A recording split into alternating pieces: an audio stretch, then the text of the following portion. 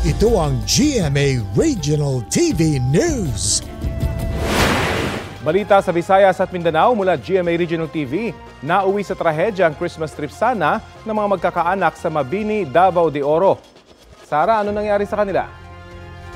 Rafi, isa ang patay matapos sumalpok sa Center Island ang sinasakyan nilang pick-up.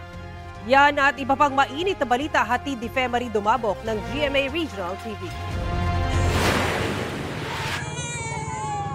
Ang masaya sanang selebrasyon para sa araw ng Pasko. Nauwi sa disgrasya para sa magkakaanak na naaksidente sa Mabini, Davao de Oro. Papunta sana sila sa Davao Oriental para maligo sa dagat. Nang bumangga ang sinasakyan nilang pick-up sa Center Island ng Tagnanan Highway. Ayon sa pulisya, 15 ang lahat ng sakay ng pick-up. Ang ilan nasa cargo bed nito sa likod. Coming from Mako going to Davao Oriental, nawala ng control yung driver, pinangga niya yung Center Island. Tumilapon lahat ng tao doon sa may likod niya. Dead on the spot ang isa sa mga biktima. Ginagamot naman sa ospital ang iba pang sugatan. Hinihintay pa ng pulisya kung sasampahan ng mga biktima ng reklamo ang driver. Nakaanak din nila. Nakasubsob na sa isang bahay sa Barangay Langtad sa Naga, Cebu ang SUV na yan nang abutan ng mga otoridad.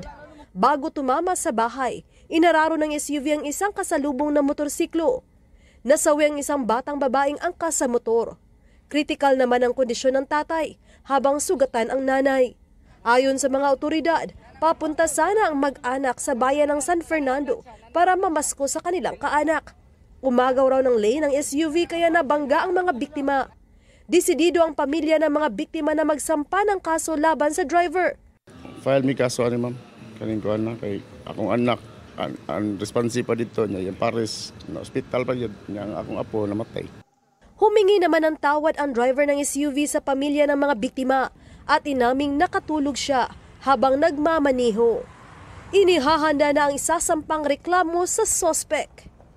Femari Dumabok ng GMA Regional TV, nagbabalita para sa GMA Integrated News.